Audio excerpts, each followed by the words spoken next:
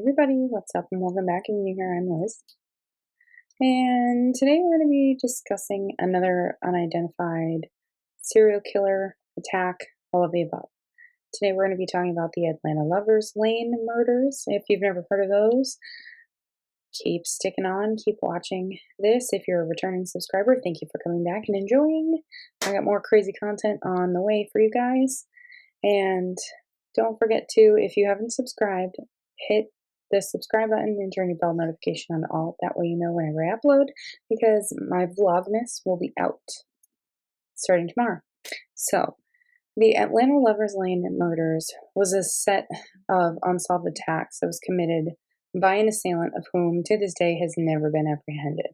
Now, these attacks happened between January 16th of 1977 to March 12th of 1977. At around 1 a.m. on January 16, 1977, a car was driving at full speed into an intersection and hit a street sign. Now, police were called after the witnesses of this crash noticed that no one was moving or making their way out of the car. They thought it was suspicious, so they called the police. Now, inside the vehicle were the bodies of 25-year-old LaBryan Lovett and 25-year-old Veronica Hill.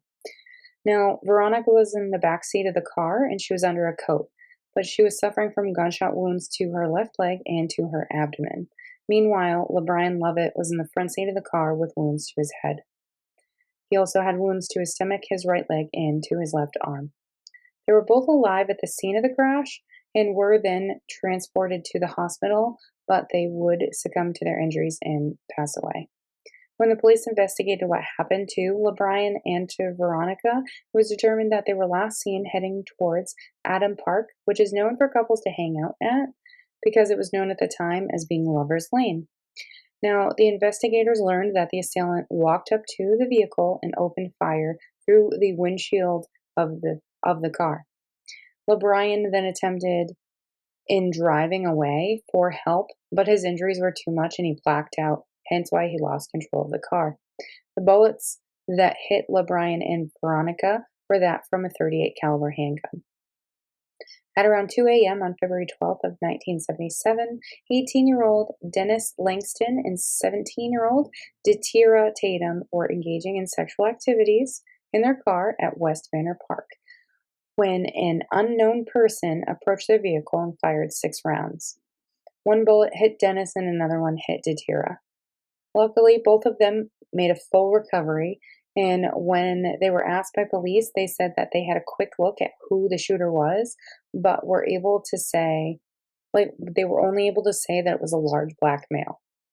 The bullets that were fired at them were cross-referenced with the Lovett Hill shooting that happened just a month prior, and it was determined that the bullets came from the same exact gun.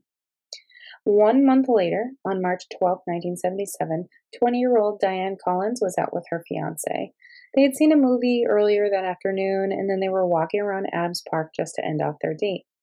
They did not see this person coming that came near the vehicle and then shot 6 rounds into the passenger window. This resulted in killing Diane Collins instantly. Her fiancé survived the attack with a wound to the head, surprisingly, and he even managed to drive home. And then he called in what had happened to him and his now dead fiancé. Now, later on in that month of March of 1977, the police revealed finally that they believed that the 3 shooting incidents were linked. Now, the MO and the gun were all the same. It was somebody that went up to vehicles where people were and basically there to just hang out with each other or engage in sexual activities or just, do things that you do at a Lover's Lane. And they finally let out that, oh, hey, maybe they're all connected. We think they're finally connected.